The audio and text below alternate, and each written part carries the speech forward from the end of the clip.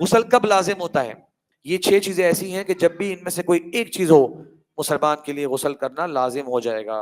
سب سے پہلے انسان سے منی کا خروج ہے، چاہے مرد ہو یا عورت، نیند میں یا جاگتے کی حالت میں، اس حالت میں انسان سے اس پر غسل واجب ہو جاتا ہے۔ لیکن یاد رکھیے گا، اگر بیداری کی حالت میں جاگتے ہوئے منی کا خروج ہو تو اس کے اندر لذت کا ایلیمنٹ ہونا ضروری ہے۔ اگر بے خیالی میں خود بخود یہ چیز ہو رہی ہو تو اس پر غسل نہیں ہوتا، بلکہ یہ بیماری کی وجہ سے کچھ لوگوں کے ساتھ یہ والات ہو جاتے ہیں کہ انہیں معلوم ہی نہیں ہوتا اور اس سے وہ خروج ہو گیا۔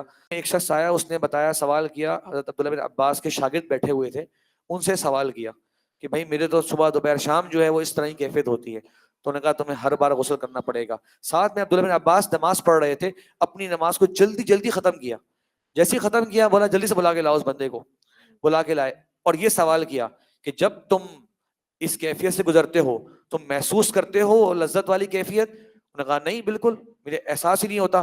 کہا جاؤ تم خالی وضو کرنا، یہ مذی کے حکم میں ہے۔ اور پھر انہوں نے اپنے ساتھیوں کو جو ہے وہ نصیحت بھی فرمائی کہ تم لوگوں نے تو اس کو ہلاک کر دیا تھا کہ دن میں 6 بار غسل کر رہا ہوتا۔ تو پھر انہوں نے بہرحال علم کی فضیلت کے پر یہ امام حضرت عبداللہ بن عباس کا ایک قول ہے، امام آجوری ذکر کے۔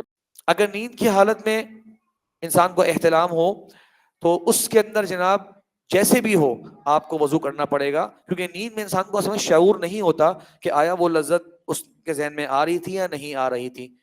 تو اگر سو کے جب آپ اٹھیں تو آپ کے جسم پر اگر اس کے اثرات ہوں تو آپ نے یہ نہیں سوچنا کہ میرے ذہن میں کوئی بات آ رہی ہے یا نہیں آ رہی، ہر حال میں آپ نے غسل کر لینا ہے۔ واضح ہے یہ جو پہلی والی بات تھی اسے جاگنے والی صورت کے حال کی تھی، اور وہ بہت ریئر کنڈیشن ہے، عام طور پہ یہ بات ایسے ہی ہوتی ہے۔ لیکن اگر انسان نے کوئی خواب دیکھا لیکن اس کی منی خارج نہیں ہوئی، نہ ہی اس کے کوئی اثرات نظر آئے، تو پھر غسل نہیں ہوگا۔ تو غسل صرف کب ہے؟ جب اس کو انسان اس کے سپرم کے اثرات دیکھے اپنے جسم پر یا اپنے کپڑوں پر۔ اگر اس کے اثرات نظر نہیں آئے تو غسل واجب نہیں ہوتا۔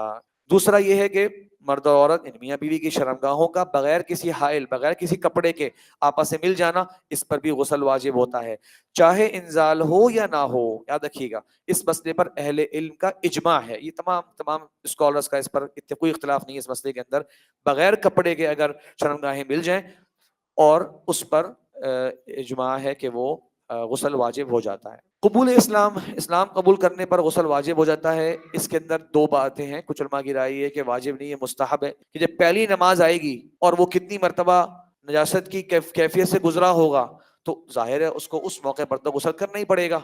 تو ایک یہ رائے ہے کہ آپ صلی اللہ علیہ وسلم نے کچھ نئے مسلمان ہونے والے افراد کو غسل کرنے کا حکم دیا۔ بعض علم کہتے ہیں کہ کافر کے مسلمان ہونے پر غسل مستحب ہے، واجب نہیں۔ وہ کہتے ہیں کہ آپ صلی اللہ علیہ وسلم سے ثابت نہیں ہے کہ جتنے لوگوں کو کلمہ پڑھایا آپ نے غسل کا انہیں حکم دیا۔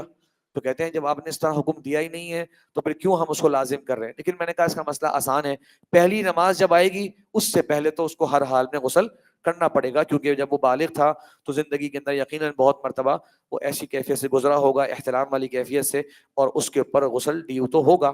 تو یا تو اس وقت کر لیا جائے یا بعد میں کر لیا جائے۔ میت کو غسل دینا، ہم نے پہلے مسئلہ پڑھا تھا کہ یہ واجب نہیں ہے، وضو کرنا واجب نہیں ہے۔ میت جو خود میت ہے نا اس کو نہلانا لازمی ہے۔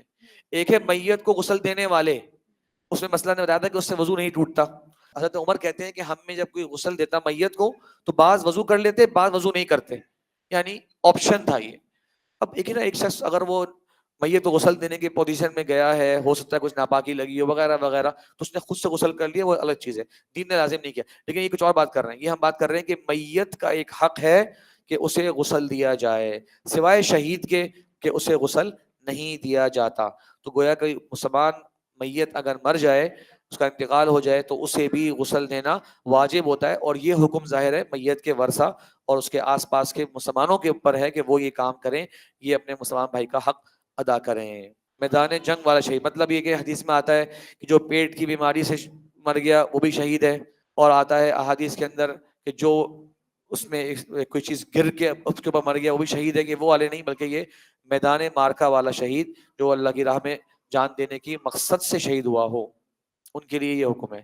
خواتین کے حساب سے ظاہر ہے حیض اور نفاسی جب کیفیت آتی ہے اس کے انتہا پر، اس کے اینڈ پر غسل کرنا لازم ہو جاتا ہے، اس کے بعد وہ نماز ادا کریں گی، اس کے بعد ان کے شوہر کے لیے بھی وہ حلال ہوں گی۔ ٹھیک ہے۔ غسل واجب کا صحیح طریقہ، سب سے پہلے اپنے دونوں ہاتھوں کو دھو کر شرمگاہ کو دھوئیں، نجاست والی جگہ کو صاف کر لیں، پھر نماز کی طرح کا مکمل وضو کریں. دیکھیں یہ ہے کمپلیٹ غسل کا طریقہ جو نمازیں غسل کرتے ہیں. دو حدیثیں حضرت میمونہ کی حضرت عائشہ کی. ایک میں آتا ہے کہ آپ نے پیر نہیں دھوئے، پورا وضو کیا، پیر رہنے دیے. ایک میں آتا ہے کہ آپ نے پورا وضو کر لیا. دونوں چیزیں صحیح ہیں، کبھی ایسے کر لیں کبھی ایسے کر لیں.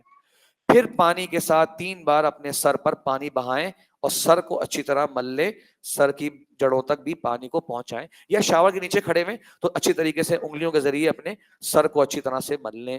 پھر جناب پہلے دائیں طرف جسم پہ پانی بہا لیں، پھر بائیں طرف بہا لیں، یا اگر آپ شاور کے نیچے کھڑے ہوئے تو ہو سکتا ہے پہلے آپ دائیں سائڈ کو ذرا سے دھو لیں اور پھر بائیں سائڈ کو دھو لیں، یا پورے جسم پر پانی بہا لیں. 4 اسٹیپ سے بڑے آسان.